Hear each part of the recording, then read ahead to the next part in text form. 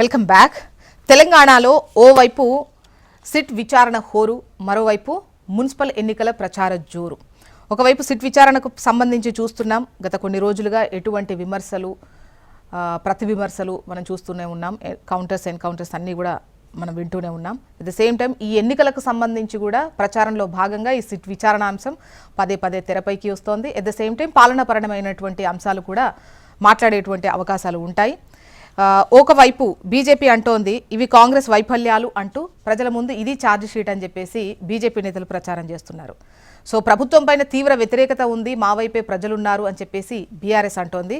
ఖచ్చితంగా ఈ ఎన్నికల్లో మేము సత్తా చాటి చూపుతామని చెప్పేసి అటు కాంగ్రెస్ మాట్లాడుతున్నటువంటి క్రమంలో డిస్కస్ చేద్దాం. 2-3 రోజులుగా పార్టీల నేతలు మాట్లాడుతున్నటువంటి తీరు, అదేవిధంగా ముఖ్యమంత్రి స్థాయి అధికారులు నేతలు మాట్లాడుతున్నటువంటి పరిస్థితి ఏ విధంగా ఉంది, ఏంటి, తెలంగాణలో ఏం జరుగుతుంది అన్న దానిపై మాట్లాడదాం. గెస్టులు కూడా సిద్ధంగా ఉన్నారు. బీఆర్ఎస్ సీనియర్ నాయకులు డాక్టర్ రాకేష్ చిరుమిల్ల గారు, నమస్తే అండి, welcome to the debate. Rakesh గారు. Good morning. మరోవైపు మాజీ ఎమ్మెల్యే బీజేపీ సీనియర్ నాయకులు ఎండల లక్ష్మీనారాయణ గారు, నమస్తే అండి లక్ష్మీనారాయణ గారు, welcome to the debate. Lakshminarayana sir, ఏంటి బీజేపీ ఛార్జ్ షీట్తో ప్రజల ముందుకు వెళ్తోంది ఎన్నికల ప్రచారంలో? ఏంటి ఆ ఛార్జ్ షీట్ ఏంటి, ఏ అంశాలు అందులో ఉన్నాయి, ప్రజలకు ఏం చెప్దాం అనుకుంటున్నారు?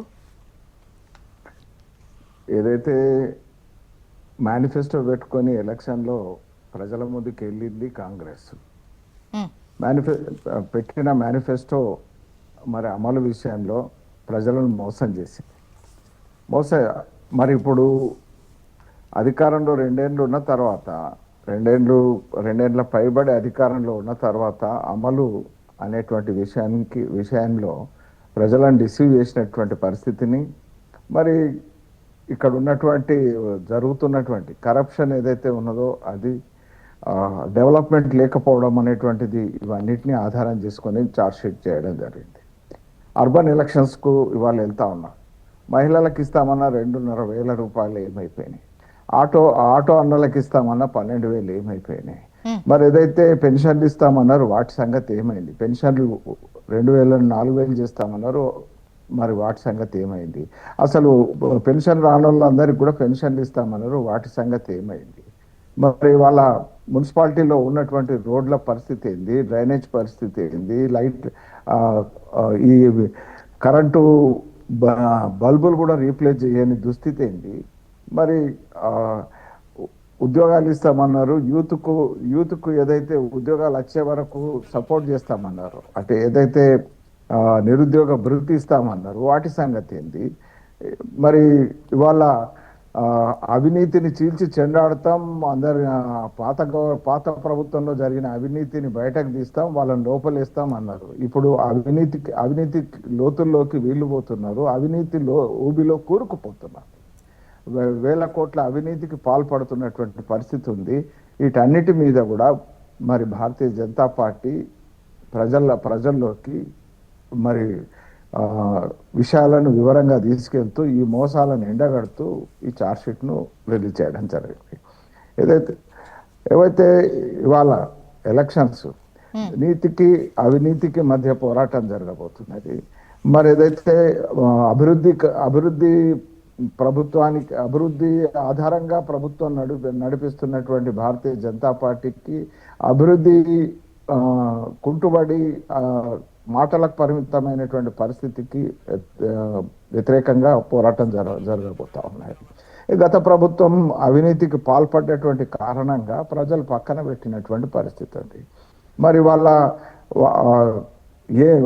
వాళ్ళ తప్పులేనితే గొంగట్లో పోకుండా ఏదైతే వెంటకలు ఎడితే ఎంత స్థితి ఉంటుందో, ఎంత అవినీతి అన్ని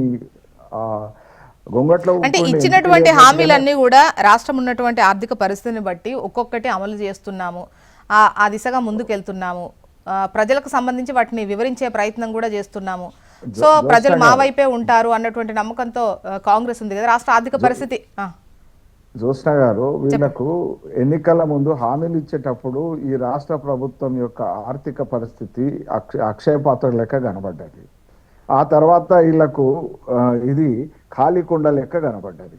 అంటే అక్షయ అంటే వాస్తవంగా వీళ్ళు ప్రతిపక్షంలో ఉన్నారు, పబ్లిక్ అకౌంట్స్ కమిటీలో ఉన్నారు, కమిటీ చైర్మన్గా ఉన్నారు, ఆ, ప్రతిపక్ష నాయకులుగా ఉండిరి, ప్రతిపక్షంగా పాత్ర వహించిరి, ఆర్థిక పరిస్థితి విషయంలో పార్లమెంట్లో అడిగిరి, కేంద్రం ఎన్ని అప్పులు ఉన్నాయనేటువంటిది చెప్పిండ్రు, ఎన్నికల్లో రాహుల్ గాంధీ వచ్చి 7 లక్షల కోట్లకు పైగా అప్పులు ఉన్నాయనేటువంటిది చెప్పారు.